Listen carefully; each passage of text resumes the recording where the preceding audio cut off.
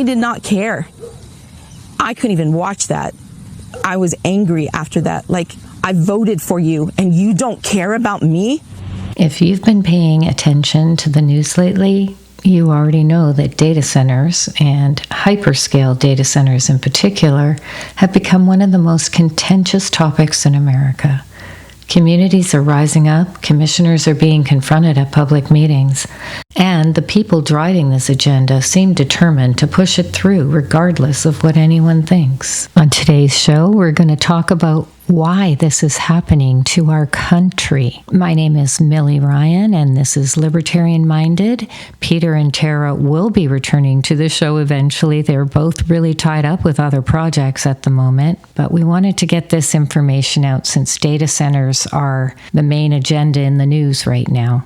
Why is it we need all these hyperscale data centers built out and so quickly? Most people are not buying the explanation coming down from the White House. Massive campuses are consuming vast swaths of rural Texas. This one, the equivalent of nearly 200 football fields. The facilities house the computers that drive the AI revolution. But they're also driving Rena, a Christian conservative and lifetime Republican, straight into the arms of Democrats. I'm President Trump. I'm in charge. He doesn't care about us. Somebody asked him about a week ago, what about the American people? And they're struggling right now. To what extent are Americans' financial situations motivating you to make a deal? Not even a little bit. He did not care. I couldn't even watch that. I was angry after that. Like, I voted for you and you don't care about me? Last year, the president signed an executive order reducing regulation of data center construction across the country. Behind Virginia, Texas now has the most, almost 500 already in business, with nearly 150 more under development. And nationwide, more than 4,300 are already online. Outraged neighbors contending with skyrocketing utility bills as the centers overwhelm power grids and guzzle groundwater to feed cooling systems inside. And then there's the sound these places make when they're finally operational.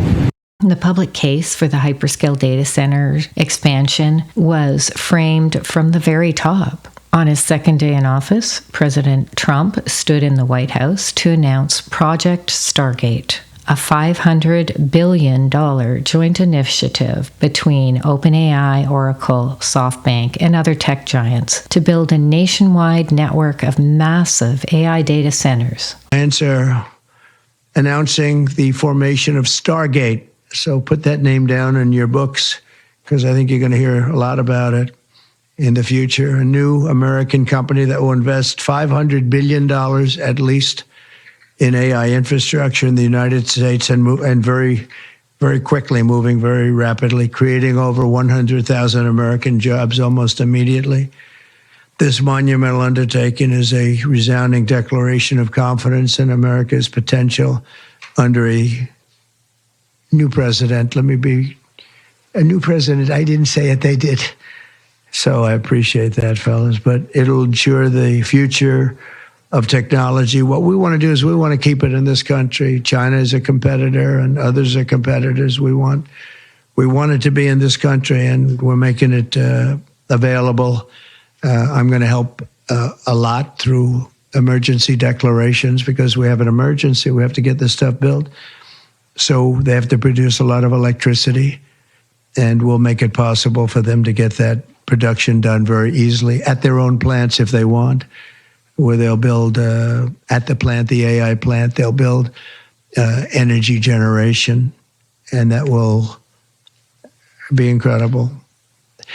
But it's technology and artificial intelligence, all made in the USA. Beginning immediately, Stargate will be building the physical and virtual infrastructure to power the next generation of advancements in AI, and this will include the construction of colossal data centers, very, very massive structures.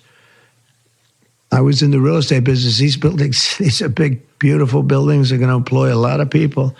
And physical campuses and locations currently being scouted nationwide. They're making their choices of locations. I think they have their choice. What struck me in that announcement was Trump saying very clearly, I'm going to help a lot through emergency declarations because we have an emergency. We have to get this stuff built. So they have to produce a lot of electricity, and we'll make it possible for them to get that done very easily at their own plants if they want.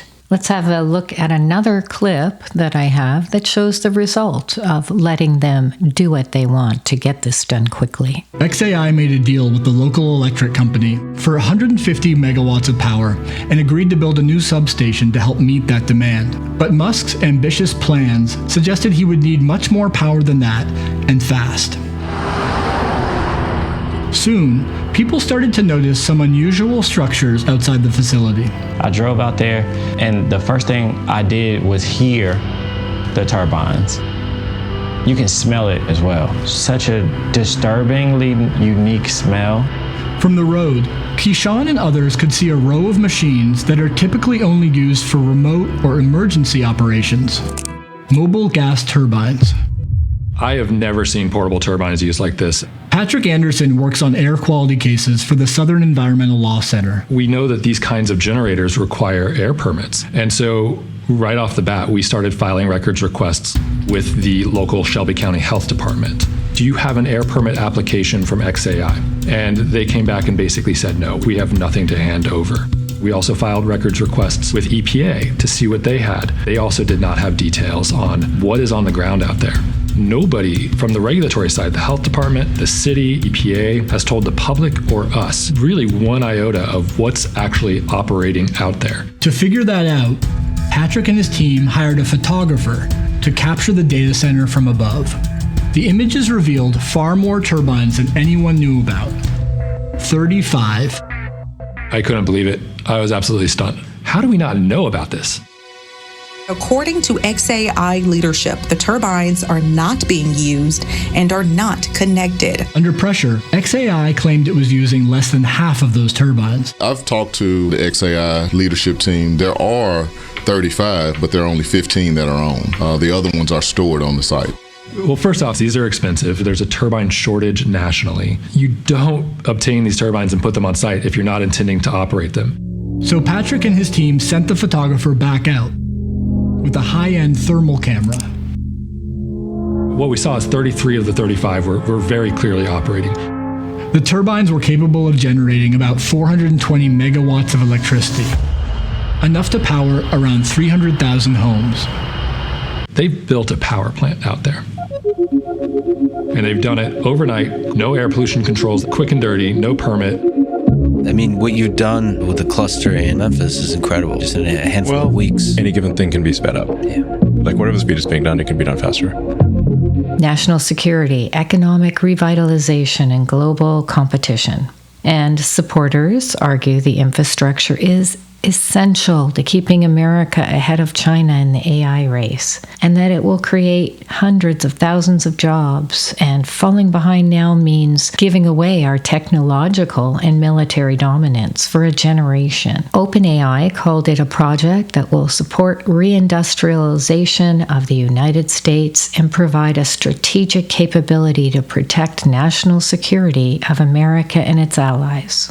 Trump called AI the defining technology of this era. And these are not trivial claims. AI does have genuine military, medical, and economic applications. But a great deal else is being glossed over. The harm being done by these facilities to communities around them is not hypothetical. It's documented and it's growing.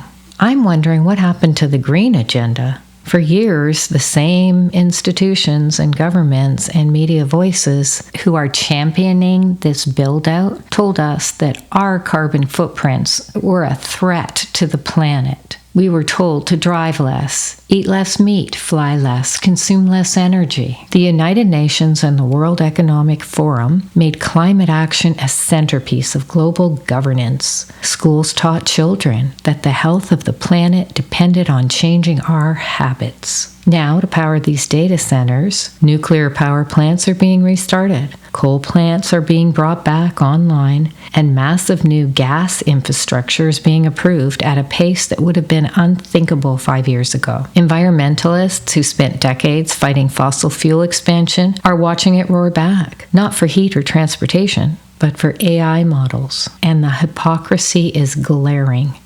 Either the climate emergency was as urgent as we were told, or it wasn't. Why are local commissioners approving projects over the explicit, documented objections of thousands of residents? Why is this being pushed as a national security matter in ways that seem designed to override normal democratic processes? Why does the urgency feel manufactured?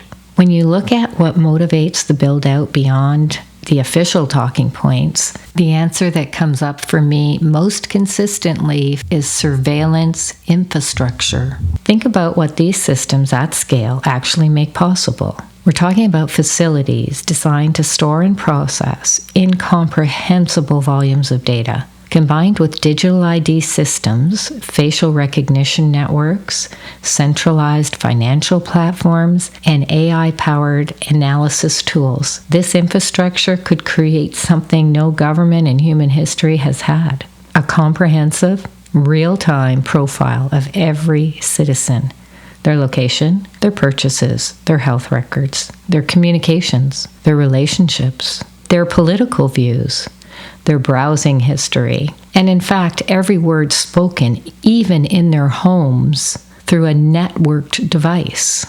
The pieces are being laid, and they're being sold to us as convenience and protections. Digital ID will protect you from identity theft. Facial recognition will catch criminals. Cashless payment systems will be faster and easier. A centralized health record will improve your care. And maybe some of that is true. But the infrastructure being built is not only capable of those things, it's also capable of something more troubling: a system in which access to your own finances, your ability to travel, your participation in public life can be conditioned on compliance. Buy too much of the wrong thing? Payment denied. Skip a mandated medical appointment? Your account's flagged. Participate in a data center protest, your social credit score takes a hit. Systems like this are already operational in China, where a social credit system monitors citizens' behavior and restricts the movement and financial access of those deemed non-compliant. The architecture of that system did not announce it was a control mechanism. They announced it as a way to build trust and reduce fraud. Those that know me know that I am a history buff. I believe that if you don't know your history, you're bound to repeat it. And Americans have a long and well-documented history of trusting their government with surveillance powers and watching those powers being turned against ordinary citizens. In the 20s and 30s, J. Edgar Hoover's FBI began building political files on Americans based solely on their beliefs and associations. In the early 20s, an estimated 450,000 Americans had files in FBI political databases, not because they committed crimes, but because someone in power found their views inconvenient. From 1956 to 1971, the FBI ran COINTELPRO, the counterintelligence program that used illegal wiretaps, mail interception, informants, and deliberate disinformation campaigns to surveil and destroy political movements. The targets weren't terrorists. They were civil rights organizations, anti-war activists, and others exercising their constitutional rights. Nearly 1 million intelligence investigations were opened on Americans during this period. After September 11th, the U.S. Patriot Act vastly expanded the government's legal authority to monitor phone calls, emails, financial records, and internet activity with minimal oversight. The pattern is consistent across a century. Emergency powers granted, surveillance capabilities are built, and they're inevitably used against the very citizens they were supposedly designed to protect. Every time, the justification is safety. Every time, those in power decide that the definition of threat is broader than the public was told. This is not an argument against technology. AI has real and valuable applications in medicine, science research, logistics, education, and countless other fields. The tools themselves are not the problem. This is an argument about who controls the infrastructure and to what end. The real story is what this infrastructure is capable of once it's connected. Digital ID, facial recognition, cashless payments, centralized health records, feeding into the same data centers. History already told us how this goes. Hoover's FBI built files on Americans for their beliefs alone. The Patriot Act expanded surveillance in the name of safety. Edward Snowden showed the NSA did it anyway while telling Congress under oath that it didn't. Does the NSA collect any type of data at all on millions or hundreds of millions of Americans? No, sir. It does not. Not wittingly. There are cases where they could inadvertently, perhaps, collect, but not wittingly. Every time the justification was safety, every time the power got turned on the people it was supposed to protect. And you don't have to look at history to see the pattern. The government has constitutional limits on surveilling you directly. That's exactly why this is being built through corporations instead. Amalgamating every American's location, purchases, health records, and communications into a handful of privately owned systems government can simply buy access to is how you get a surveillance state without ever technically having one. That's a constitutional violation. We were taught to value our privacy. Our homes were supposed to be our castles. Our conversations are supposed to be our own. Our financial decisions are supposed to be no one's business but ours. We fought wars over these principles.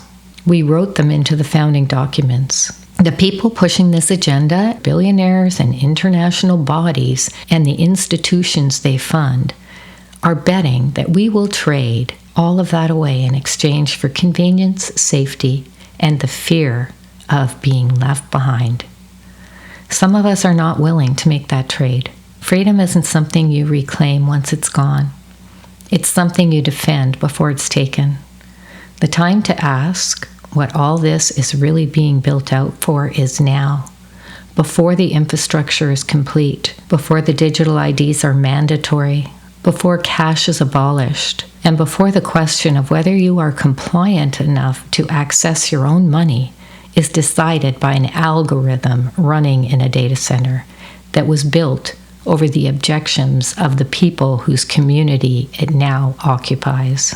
And to my friends and family and neighbors who do trust this administration with this power, I would say ask yourself, what happens when the next president from another party inherits the same surveillance infrastructure, the same digital ID system, the same algorithm? Because as Edward Snowden said, saying you don't care about privacy since you have nothing to hide is no different than saying you don't care about free speech because you have nothing to say.